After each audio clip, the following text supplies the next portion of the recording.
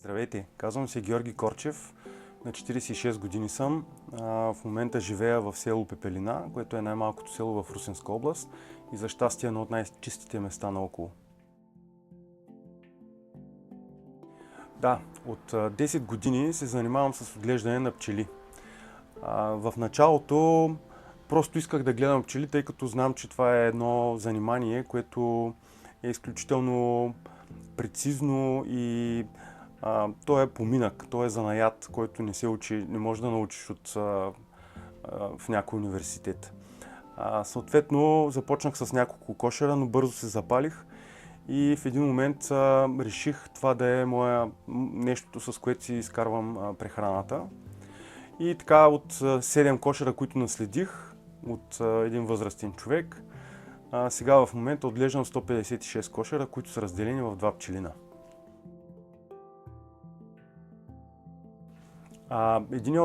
И двата пчелина се намират извън населеното място, извън регулация, като единия е в покрайнините на селото, а другия се намира в една гора наблизо до селото, като са разположени в места, където е сравнително малко или поне в изискванията за диворастяща паша, т.е. има достатъчно диворастяща паша.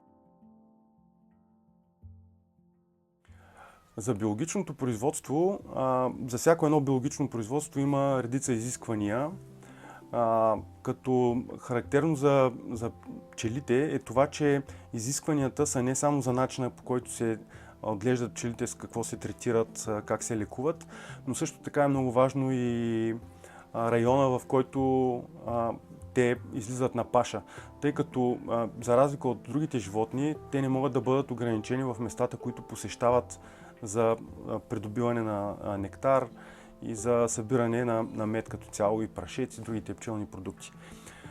Всъщност това е едно от изискванията за регистрация като биологичен производител на пчелен мед и пчелни продукти, в района да има достатъчно диворастяща паша. Вече 4-та година. Моят опит е, че биологичното производство като цяло е бъдещето на малкия производител на биологични продукти, тъй като големите ферми с огромен брой кошери, които добиват много мед, обръщат повече внимание на качеството на продукта, отколкото на количеството. Разбира се, това зависи преди всичко от самия пчелар, не само от количеството на кошерите. И моя опит е, че много важно е, едно от най-важните неща всъщност след самото отглеждане на пчелите, това е реализацията на продукцията. Като за съжаление биологичното производство на мед не среща достатъчно, как да кажа, отзивчивост от страна на търговците на мед, които го купуват и впоследствие препродават. Затова аз реших по-голямата част от моя мед да пакетирам и продавам на няколко магазина в близкия град, в Русе. И фактически последните 3-4 години така продавам доста голяма част от продукцията, която произвеждам. В началото не беше лесно. Искаше се доста упорство от моя страна и търсене на клиенти, които да продават меда ми, но в последствие, когато произвеждаш качествена продукция, когато не правиш компромис с качеството, с изискванията за биологично пчеларство също така, когато стоката ти изглежда по добър начин, постепенно тя си създава име, което после всъщност започва само да се продава. И по този начин аз започнах едно време да работя с 4 магазина, 2 години работих с тях. Сега работя с 2 пъти повече, като тези нови клиенти всъщност те са ме потърсили, тъй като хора са ходили при тях и са ги търсили дали могат да намерят моя мед при тях. И те са намерили контакт с мен и съответно са се свързали с мен и така съм започнал да продавам моя мед. Не само.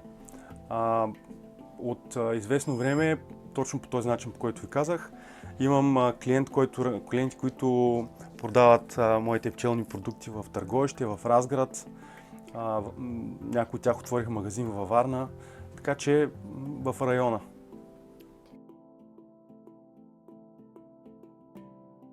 Като цяло минимално всичко е сведено до минимум и като манипулации с пчелите, с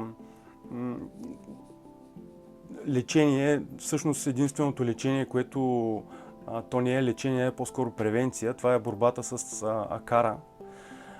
Като за целта се използват само органични киселини и естествени продукти, като етерични масла, оксалова киселина, тимол, който е екстракт от мащерка, и в общи линии това е. Дезинфекцията на кошерите се извършва единствено механично, чрез обгаряне с открит огън, с горелка. Като цяло в момента преминаването към биологично производство е точно, как да кажа, по-скоро възпрепятствано от това, че все по-малко стават местата в България, които отговарят на изискванията за биологично производство на пчелен мед.